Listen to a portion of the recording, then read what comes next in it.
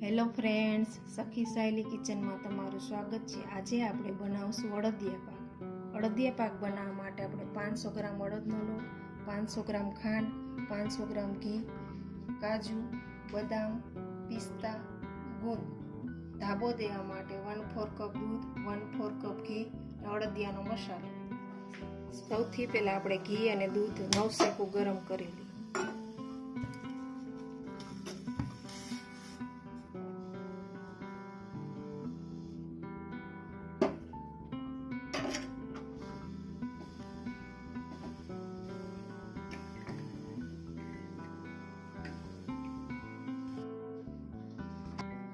હવે ત્રાસમાં અડદનો લોટ એડ કરી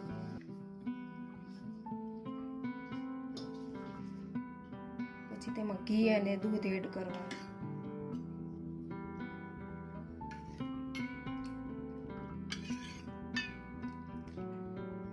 દાણાદાર થાય એવો ધાબો દેવાનો। બધું ઘી એડ કરી દેવાનું, દૂધ અને ઘી બે।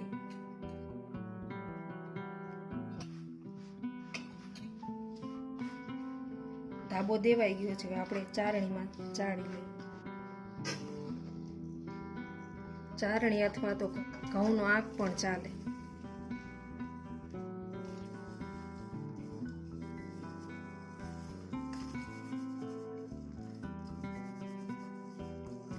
લોટ બધો ચોરાઈ ગયો છે। ધાબો દીધેલો લોટ આવો દાણાદાર કરવાનો। હવે આપણે ગુંદ તળી લઈએ। એક કડાઈમાં ઘી એડ કરી, ઘી ગરમ થઈ ગયું છે। હવે આપણે ગુંદ તળી લઈએ।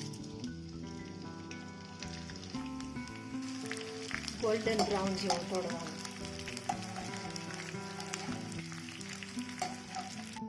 ગુંદ બધો તળાઈ ગયો છે। એક કડાઈમાં બધું ઘી એડ કરી અને લોટ શેકી લઈએ। ઘી ગરમ થઈ ગયું છે। આપણે તેમાં ધાબો દીધેલો લોટ એડ કરવાનો।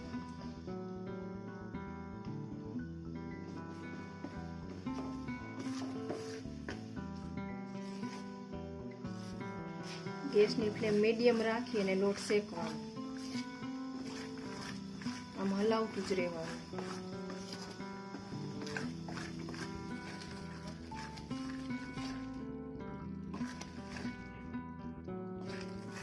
એકદમ હલાવતું જ રહેવાનું। બ્રાઉન કલર થાય ત્યાં સુધી શેકવાનું।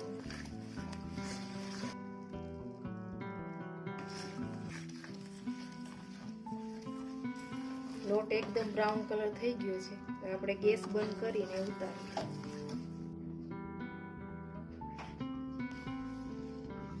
નીચે ઉતારીને આ રીતે હલાવતું રહેવાનું। શેકેલો લોટ ઠંડો થાય ત્યાં સુધીમાં આપણે ચાસણી બનાવી લઈએ। એક કડાઈમાં ખાંડ એડ કરવાની। ખાંડ ડૂબે એટલું પાણી એડ કરવાનું।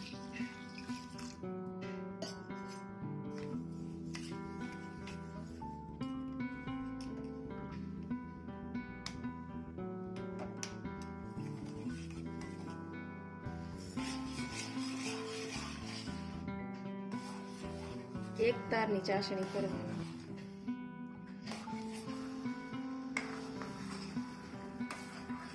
એકદમ ચીકાશ થઈ ગઈ છે। આપણે ચાસણીને ચેક કરી લેવાની।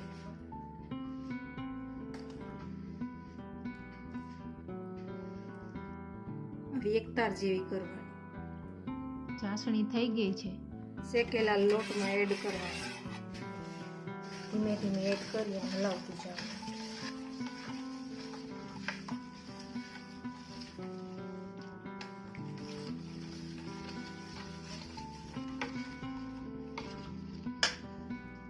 હવે આપણે તળેલા ગુંદને પ્રેસ કરવાનો।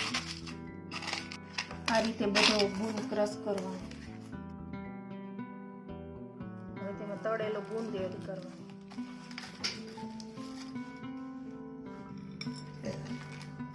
કાજુ, બદામ, પિસ્તા એડ કરવાના।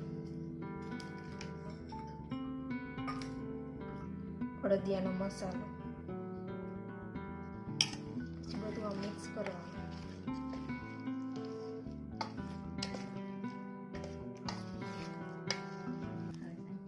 એકદમ લચકા જેવો થાય પછી થાળીમાં ઢાળી દેવાનો। આ રીતે હલાવતું રહેવાનું એટલે બધું ઘી પીતું જશે. એકદમ લચકા જેવો થઈ ગયો છે. હવે આપણે થાળીમાં ઢાળી દઈએ.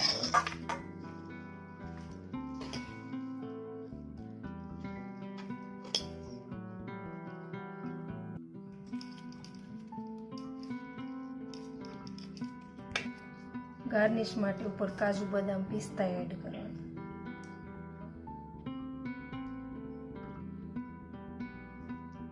અડદિયા પાક ઠંડો થઈ ગયો છે. હવે આપણે કાપા પાડી દઈએ.